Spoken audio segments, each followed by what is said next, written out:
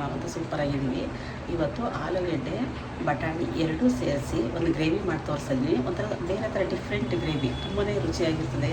ಚಪಾತಿಗೆ, ಪೂರಿಗೆ, ಅನ್ನಕ್ಕೆ, ಶೈಟೀಸ್ಗೂ ತುಂಬಾ ಚೆನ್ನಾಗಿರ್ತದೆ. ನೀವು ಒಂದ್ಸಲ ಟ್ರೈ ಮಾಡಿ ನೋಡಿ. ಯಾರಾದರೂ ಹೊಸ್ದಾಗಿ ನಮ್ಮ ಚಾನಲ್ ನೋಡ್ತಾ ಇದ್ದರೆ ದಯವಿಟ್ಟು ಸಬ್ಸ್ಕ್ರೈಬ್ ಮಾಡ್ಕೊಳ್ಳಿ, ಬೆಲ್ ಐಕನ್ ಪ್ರೆಸ್ ಮಾಡಿ, ಪ್ಲೀಸ್ ಸಪೋರ್ಟ್ ಮಾಡಿ. ಮತ್ತು ಯಾರಾದರೂ ಮೋನೋ ಅಪ್ಲೈ ಮಾಡೋರು ಯಾರಾದರೂ ಇದ್ದರೆ ದಯವಿಟ್ಟು ನಮ್ಮ ಚಾನಲಲ್ಲಿ ಕಾಂಟ್ಯಾಕ್ಟ್ ನಂಬರ್ ಇದೆ, ನಮ್ಮನ್ನು ಕಾಂಟ್ಯಾಕ್ಟ್ ಮಾಡಿದ್ರೆ ನನ್ನ ಮಗಳು ಹೆಲ್ಪ್ ಮಾಡ್ತಾಳೆ. ನಾನಿಲ್ಲಿ 2 ಆಲೂಗೆಡ್ಡೆ ತೊಗೊಂಡಿದ್ದೀನಿ. ಈ ಸೈಜು ಒಂದಿಬ್ಬರಿಗೆ ಆಗುವಷ್ಟು ನಾನು ಮಾಡ್ತಾ ಇರೋದು.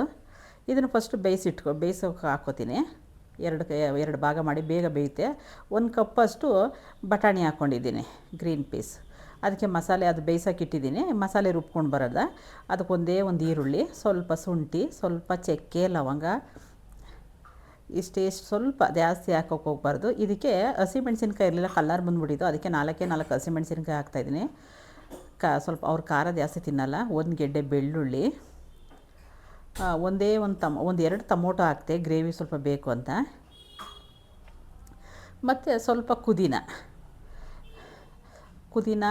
ಆಮೇಲೆ ಈ ಥರ ಮಸಾಲೆ ಎಲ್ಲ ಹಾಕಿ ಮಾಡಿದ್ರೆ ಗ್ರೇವಿ ಅಂತೂ ತುಂಬಾ ಚೆನ್ನಾಗಿರ್ತದೆ. ಕೊತ್ತಂಬರಿ ಒಂದು ಖಾಲಿಯಾಗೋಗಿತ್ತು, ಬರೀ ಅದಕ್ಕೆ ಪುದೀನ ಒಂದೇ ಹಾಕ್ತೆ. ಇದ್ರೆ ಕೊತ್ತಂಬರಿನೂ ಬೇಕಾದ್ರೆ ಹಾಕೋಬೋದು. ಅದು ಮಿಕ್ಸಿಗೆ ಗ್ರೈಂಡ್ ಮಾಡಿ ಇಟ್ಟಿದ್ದೀನಿ. ನೋಡಿರಿ, ನಾನು ಇವಾಗ ಒಂದು ಕಡಾಯಿ ಇಟ್ಟಿದ್ದೀನಿ. ಕಡಾಯಿ ಸ್ವಲ್ಪ ಬಿಸಿ ಆಯಿತು. ಬಿಸಿ ಆದಮೇಲೆ ಒಂದು 4 ಸ್ಪೂನಷ್ಟು ಎಣ್ಣೆ ಹಾಕ್ಕೊಂಡಿದ್ದೀನಿ. ಅದಕ್ಕೆ ಒಂದು ಅರ್ಧ ಈರುಳ್ಳಿ, ಆಮೇಲೆ ಇದು ಬಿರಿಯಾನಿ ಮಸಾಲ, ಕಸ್ತೂರಿ ಮೇಥಿ, ಚಕ್ಕೆ, ಲವಂಗ, ಬಿರಿಯಾನಿ ಎಲೆ ಎಲ್ಲ ಹಾಕಿ ಚೆನ್ನಾಗಿ ಫ್ರೈ ಮಾಡ್ತಾಯಿದ್ದೀನಿ. ಕಾದಿರೋ ಎಣ್ಣೆಗೆ ಬಿರಿಯಾನಿ ಮಸಾಲೆ ಎಲ್ಲ ಹಾಕೋಕ್ಕೆ ಹೋಗಬೇಡ್ರಿ, ಯಾಕೆಂದರೆ ಬೇಗ ಕಪ್ಪಗಾಗೋಗುತ್ತೆ. ಈರುಳ್ಳಿ ಹಾಕಿದ ಮೇಲೆ ಈ ಥರ ಮಸಾಲೆ ಹಾಕಿ, ಅವಾಗ ಕಲ್ಲರ್ ಆಗೇ ಇರುತ್ತೆ. ನೋಡಿ, ಮಸಾಲೆ ರೆಡಿ ಆಯಿತು. ಮಸಾಲೆನ ನಾನು ರೆಡಿ ಮಾಡೋದ್ನಲ್ಲ, ಅದನ್ನು ಫ್ರೈ ಮಾಡೋಕ್ಕೆ, ಯಾಕೆಂದ್ರೆ ನಾನು ಹಸಿದಲ್ವ ಹಾಕಿರೋದು, ಅದಕ್ಕೆ ನಾನೇನು ಮಾಡ್ತಾಯಿದ್ದೀನಿ, ಎಣ್ಣೆಗೆ ಹಾಕಿ ಅದನ್ನು ಸ್ವಲ್ಪ ಅರಿಶಿನ ಹಾಕಿ ಚೆನ್ನಾಗಿ ಫ್ರೈ ಮಾಡ್ತಾಯಿದ್ದೀನಿ. ಕೊತ್ತಂಬರಿ ಇದ್ದಿದ್ರೆ ಸ್ವಲ್ಪ ಇನ್ನೂ ಗ್ರೀನ್ ಕಲರ್ ಬರ್ತಾಯಿತ್ತು. ಕೊತ್ತಂಬರಿ ಖಾಲಿಯಾಗಿತ್ತು. ನೋಡಿ, ಇವಾಗ ಅದು ಕುಕ್ಕರ್ ಓಪನ್ ಮಾಡಿದೆ, ಅದು ಬೆಂದೋಯ್ತು.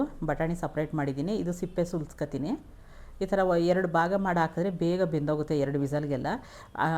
ಇದು ಬಟಾಣಿ ಬಂದ್ಬಿಟ್ಟು ಆಲ್ರೆಡಿ ಬೆಂದಿರೋ ಬಟಾಣಿ ಅಥವಾ ಮಸಾಲೆ ಒಳಗಡೆ ಹಾಕಿದ್ದೀನಿ.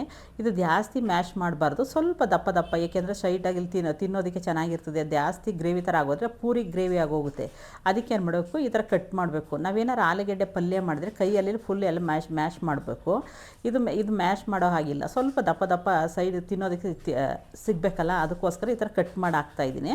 ಚೆನ್ನಾಗಿ ಬೆಂದೋಗಿತ್ತು ಆಲೂಗೆಡ್ಡೆ. ಒಂದು ಸಲ ಮಸಾಲೆಯಲ್ಲಿ ಎಲ್ಲ ಮಿಕ್ಸ್ ಮಾಡಿ ಆಯಿಲಲ್ಲಿ ಸ್ವಲ್ಪ ಅದು ಫ್ರೈ ಆಗಲಿ. ತುಂಬ ಈಸಿಯಿಂದ ಮಾಡ್ಕೊಬೋದು. ನೀವು ಒಂದು ಸಲ ಟ್ರೈ ಮಾಡಿ ನೋಡಿ, ಯಾವ ಥರ ಬಂತು ಅಂತ ಕಮೆಂಟ್ ಬಾಕ್ಸಲ್ಲಿ ಕಮೆಂಟ್ ಮಾಡಿ ತಿಳಿಸಿ. ನೋಡಿ, ಇದು ಒಂದು 10 ನಿಮಿಷ ಕುದಿಸ್ತೀನಿ, ರೆಡಿ ಆಯಿತು. ನೋಡಿ, ಇಷ್ಟೇ ಪೂರಿಗಾಗಲಿ, ಚಪಾತಿಗಾಗಲಿ, ದೋಸೆಗಾಗಲಿ, ಆಮೇಲೆ ಇಲ್ಲಾಂದರೆ ಗೀ ರೈಸ್ಗಾಗಲಿ ತುಂಬಾ ಚೆನ್ನಾಗಿರ್ತದೆ. ನೀವು ಒಂದು ಸಲ ಟ್ರೈ ಮಾಡಿ ನೋಡಿ. ಇವಾಗ ಸ್ವಲ್ಪ ಉಪ್ಪು ಹಾಕೋತೀನಿ. ಉಪ್ಪು ನೋಡಿ ಹಾಕೋಬೇಕು, ಏಕೆಂದರೆ ನಾನು ಬೇಯಿಸ್ಬೇಕಾದ್ರೆ ಉಪ್ಪು ಹಾಕಿಲ್ಲ, ಅದಕ್ಕೆ ಸ್ವಲ್ಪ ಹಾಕಿದ್ದೀನಿ. ನೋಡಿ, ಇಷ್ಟೇ ಎಷ್ಟು ಚೆನ್ನಾಗಿ ಕಾಣಿಸ್ತದೆ, ಎಷ್ಟು ಘಮ ಅಂತ ಇದು ಗೊತ್ತಾ, ಸೂಪರಾಗಿತ್ತು. ನೀವೊಂದು ಸಲ ಟ್ರೈ ಮಾಡಿ. ಹೊಸ್ದಾಗಿ ನಮ್ಮ ಚಾನಲ್ ಯಾರಾದರೂ ನೋಡ್ತಾ ಇದ್ದರೆ ದಯವಿಟ್ಟು ಸಬ್ಸ್ಕ್ರೈಬ್ ಮಾಡ್ಕೊಳ್ಳಿ, ಬೆಲ್ ಐಕನ್ ಪ್ರೆಸ್ ಮಾಡಿ, ಪ್ಲೀಸ್ ಸಪೋರ್ಟ್ ಮಾಡಿ. ಸಿಂಪಲ್ ಅಡುಗೆಗೋಸ್ಕರ ನಮ್ಮ ಚಾನಲ್ನ ಸಬ್ಸ್ಕ್ರೈಬ್ ಮಾಡ್ಕೊಳ್ಳಿ. ನಾನು ಜಾಸ್ತಿ ಖರ್ಚು ಮಾಡಿ ಅಡುಗೆ ಮಾಡೋದಿಲ್ಲ, ಸಿಂಪಲಾಗಿ ಮಾಡ್ತೀನಿ.